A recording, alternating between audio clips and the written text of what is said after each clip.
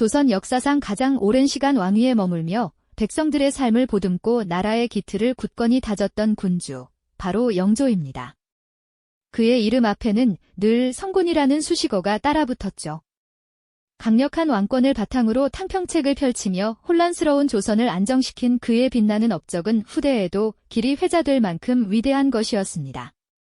그러나 우리가 알고 있는 영조의 모습 뒤에는 놀랍게도 평생을 깊은 한에 사로잡혀 살았던 한 인간의 고뇌가 숨겨져 있었다는 사실을 아시나요?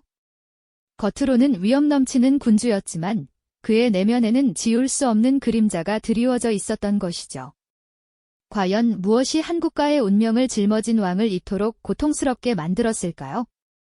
그 깊은 한의 시작점은 다름 아닌 그의 어머니 숙빈 최 씨의 죽음이었다는 이야기는 우리에게 더욱 충격적으로 다가옵니다. 가장 낮은 신분으로 궁에 들어와 영조를 낳았고 아들이 왕위에 오르는데 결정적인 정신적 지지대가 되어주었던 숙빈 최 씨. 그녀의 일은 죽음은 어린 영조에게 단순한 상실 그 이상의 의미였을 겁니다. 한 왕에게 어머니의 죽음이 과연 개인적인 슬픔을 넘어 한 국가의 운명을 송두리째 뒤흔들 수 있는 거대한 비극의 씨앗이 될 수 있었을까요? 개인의 아픔이 어떻게 한 시대의 흐름을 바꾸어 놓을 수 있었는지 오늘 우리는 그 숨겨진 실타래를 풀어보고자 합니다. 흔히 우리가 기억하는 영조는 강력한 카리스마로 조선을 이끌었던 군주의 모습이 대부분일 겁니다. 하지만 오늘 우리는 그 화려한 업적과 굳건한 통치 뒤에 가려져 있던 인간 영조의 깊은 고뇌와 비극적인 운명의 뿌리를 함께 파헤쳐볼 예정입니다. 한 인간으로서 그가 겪어야 했던 내면의 갈등과 상실감이 어떻게 조선 왕실의 비극적인 사건들에 영향을 미쳤는지 그 숨겨진 연결고리를 찾아가는 여정은 분명 여러분의 호기심을 자극할 것입니다. 우리가 미처 알지 못했던 영조의 또 다른 얼굴을 만나보는 시간이 될 테니까요. 그의 어머니 숙빈 최 씨의 죽음이 단순한 역사적 사실을 넘어 영조의 통치 철학과 그의 아들 사도세자와의 관계, 나아가 조선 왕실의 가장 큰 비극에 어떤 깊은 그림자를 드리웠는지 그 모든 과정을 추적해 볼 것입니다. 이 이야기는 단순한 왕조의 역사가 아니라 한 인간의 심리가 어떻게 역사적 흐름을 바꾸어 놓았는지에 대한 깊은 성찰을 제공할 겁니다. 한 왕의 개인적인 상실감이 어떻게 그토록 거대한 파급력을 가질 수 있었을까요? 과연 영조의 가슴에 평생토록 맺혔던 그 한은 무엇이었을까요? 그리고 그 한은 조선에 어떤 운명을 가져다 주었을까요? 이제부터 우리는 영조의 삶을 따라가며 그의 내면에 깊이 박힌 어머니의 죽음이라는 상흔이 어떻게 조선의 역사를 뒤흔들었는지 그 비밀을 하나씩 벗겨낼 것입니다. 한 개인의 슬픔이 한 시대의 비극으로 확장되는 과정을 통해 역사가 단순히 기록된 사실들의 나열이 아니라 인간의 감정과 욕망, 그리고 고뇌가 빚어낸 드라마임을 깨닫게 되실 겁니다. 영조의 이야기는 우리에게 깊은 질문을 던집니다. 한 인간의 마음속에 자리 잡은 한이 과연 얼마나 큰 힘을 가질 수 있는지, 그리고 그 힘이 주변과 세상을 어떻게 변화시킬 수 있는지 말이죠. 자, 이제 그 숨겨진 진실을 찾아 떠나볼까요? 영조에게 숙빈 최 씨는 단순한 어머니 그 이상의 존재였죠. 그녀는 연약했던 어린 왕자, 즉 연인군이었던 영조를 외부의 냉혹한 시선으로부터 지켜주던 유일한 방패이자 불안한 궁중 생활 속에서 기댈 수 있었던 단 하나의 따뜻한 등불이었습니다. 천한 신분이라는 꼬리표가 평생을 따라다녔던 영조에게 어머니는 존재 자체로 위안이자 자존감의 뿌리였고요. 마치 거친 파도 속에서 작은 배를 지탱해주는 든든한 닭과 같았다고 할까요? 그 다이 있었기에 그는 흔들리면서도 결코 부서지지 않을 수 있었던 겁니다. 하지만 그 든든했던 다이 어느 날 갑자기 사라져 버린다면 그 배는 어떻게 될까요? 1718년 영조의 나이 25되던 해 그의 어머니 숙빈 최 씨가 세상을 떠났습니다. 당시 연인군이었던 영조에게 이 소식은 그야말로 마른 하늘의 날벼락 같았을 겁니다. 자신을 지탱해주던 유일한 기둥이 한순간에 무너져 내린 듯한 충격과 상실감은 감히 상상조차 하기 어려웠겠죠. 그에게 어머니의 죽음은 단순한 혈육의 이별을 넘어 자신의 존재 기반 자체가 송두리째 흔들리는 거대한 재앙과 다름없었습니다. 어머니가 돌아가신 후 영조는 깊은 슬픔에 잠겼지만 그 슬픔은 단순한 애도에 그치지 않았습니다. 사랑하는 이를 잃은 비통함은 이내 설명할 수 없는 깊은 한으로 그의 가슴에 뿌리내렸죠. 그 한은 어머니의 천한 신분 때문에 그가 평생 겪었던 서름과 왕실내에서 느꼈던 고립감, 그리고 유일한 지지대를 잃었다는 불안감이 뒤섞여 더욱 복잡하고 견고한 형태로 자리 잡았습니다. 마치 깊은 바다 밑에 가라앉은 거대한 바위처럼 그 한은 영조의 내면 가장 깊숙한 곳에 굳건히 박혀 그의 모든 생각과 행동에 영향을 미치기 시작했습니다. 어머니의 죽음 이후 영조의 성격은 더욱 완벽주의적이고 강박적으로 변해갔다고 합니다. 자신을 향한 세상의 차가운 시선을 의식하며 단 하나의 흠결도 용납하지 않으려는 듯 모든 일에 엄격한 잣대를 들이밀었죠. 이는 마치 어머니의 죽음으로 인한 자신의 불완전함을 끊임없이 채우려 하는 듯한 몸부림처럼 보이기도 합니다. 어쩌면 그는 어머니가 자신에게 기대했을 법한 완벽한 아들의 모습을 이제는 그 자신이 스스로에게 강요하며 살았던 것일지도 모릅니다. 그렇게 영조의 가슴속에 깊이 박힌 한은 단순한 슬픔을 넘어 그의 통치 방식과 삶의 태도 전반에 걸쳐 강력한 그림자를 드리우기 시작했습니다. 그리고 이 그림자는 놀랍게도 그의 아들, 사도세자에게 고스란히 드리워지게 됩니다. 영조는 어머니를 잃은 깊은 상실감과 그로 인해 쌓인 한을 아들 사도세자를 통해 해소하려 했던 것일까요? 그는 사도세자가 완벽한 왕제로 성장하기를 바라는 마음이 지나쳐 때로는 강압적이고 비현실적인 기대를 품었던 것으로 보입니다. 마치 자신이 이루지 못한 혹은 어머니가 자신에게 바라던 이상적인 군주의 모습을 아들에게서 찾으려 했던 것처럼 말이죠.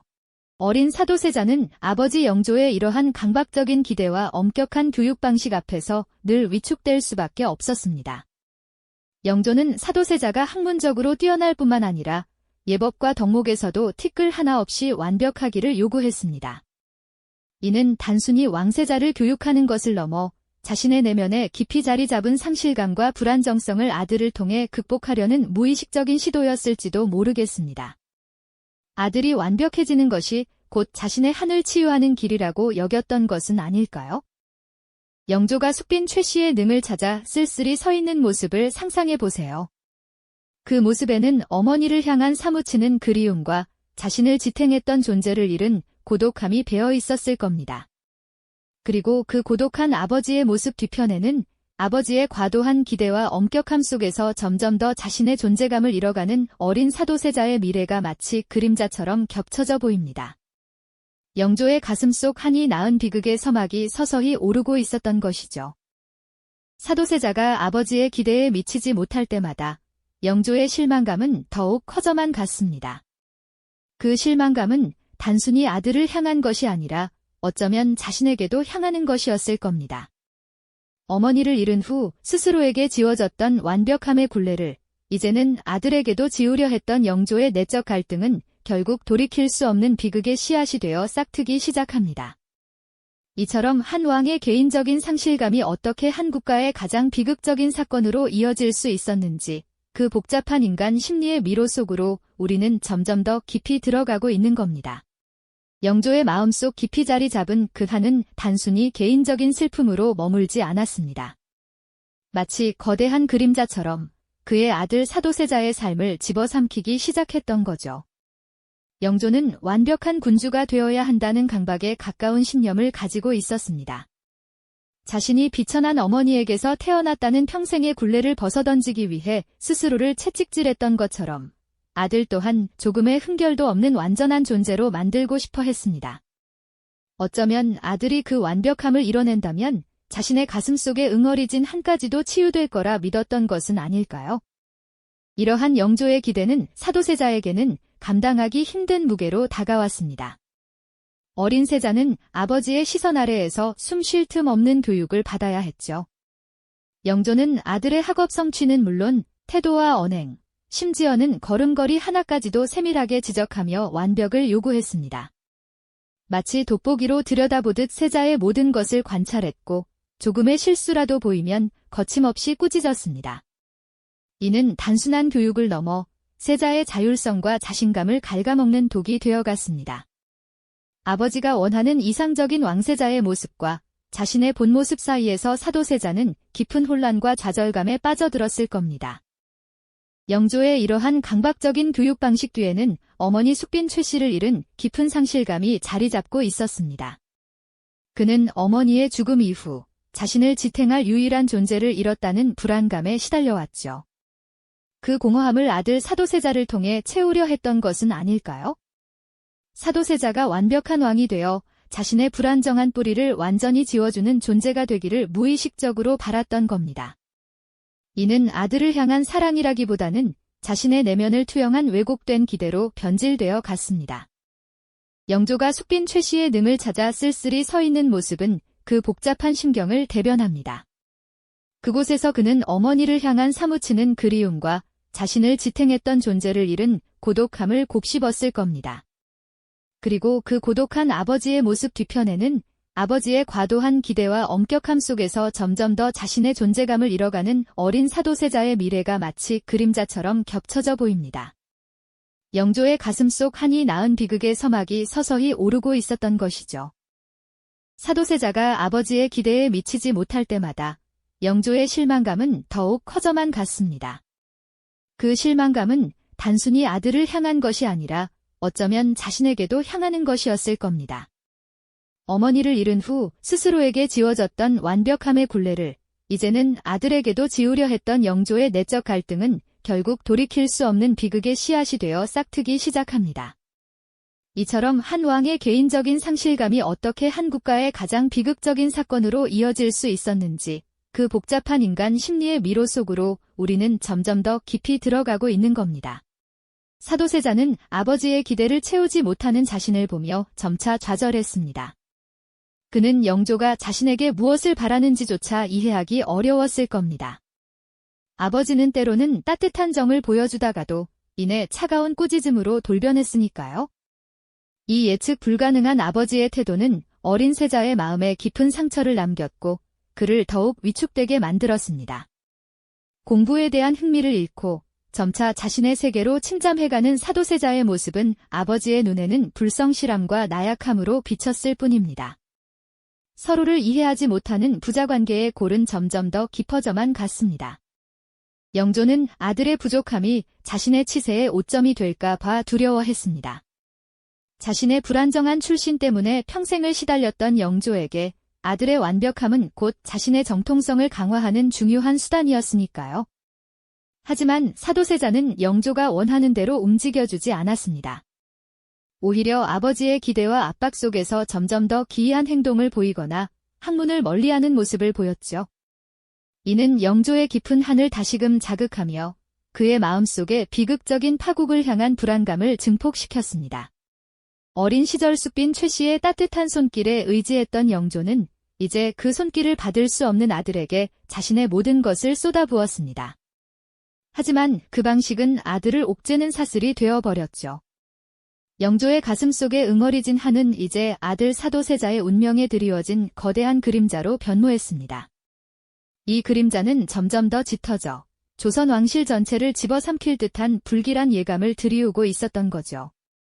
과연 이 비극적인 부자관계는 어떤 결말을 맞이하게 될까요?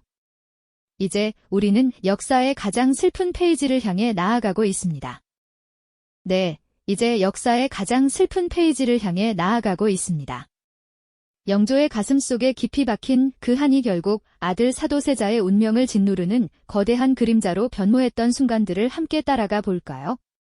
아버지의 엄격함과 기대, 그리고 어머니를 향한 사무치는 그리움이 뒤섞여 영조의 내면은 늘 폭풍전야와 같았을 겁니다.